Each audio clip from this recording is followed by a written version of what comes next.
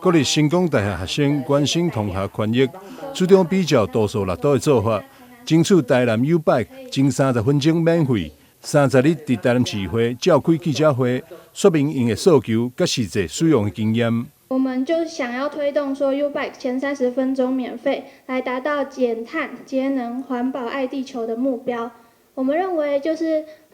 U-Bike 前30分鐘免費可以就是減碳嘛，可以大幅降低交通的碳排，然後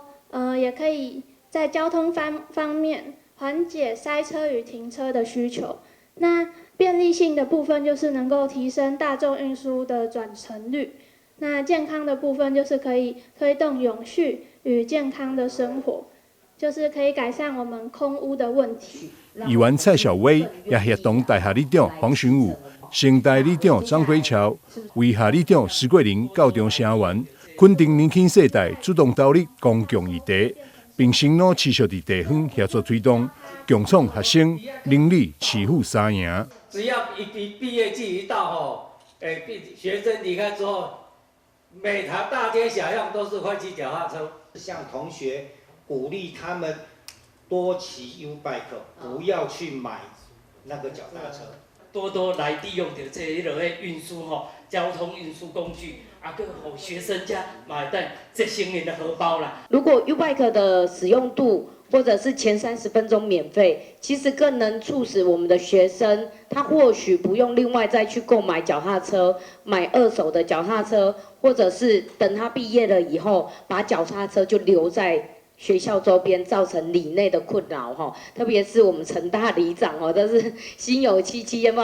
已經清了好幾百台的車永遠每一年就是再來一次，再來一次。所以呢，今天特別召開這樣的記者會，就是希望交通局、環保局也好，我們一起呼籲台南市政府來爭取開放 U-Bike 前30分鐘免費來使用。理事長也表示，市府若是當提供 U-Bike 前30分鐘免費，學生就會減少購買自行車，嘛減少大量廢棄腳踏車亂象。對此，交通局副局長熊萬營表示，其實成大附近已經有20幾站了，其實這個應該是我們台南市密度最高的哈。那因為我們 U-Bike 的這樣的一個需求，所以其實市長也希望說明年還可以再增加200站，所以其實這個需求是越來越大。可是在這個增加站最主要的就是還是要預算，對，要有預算的所以我跟各位報告一下，我們到目前為止我們今年就將近花了1億2千萬，包括我們的建站跟一些補貼那明年我們還要再增加這些200站，總共也要大概1億1千萬。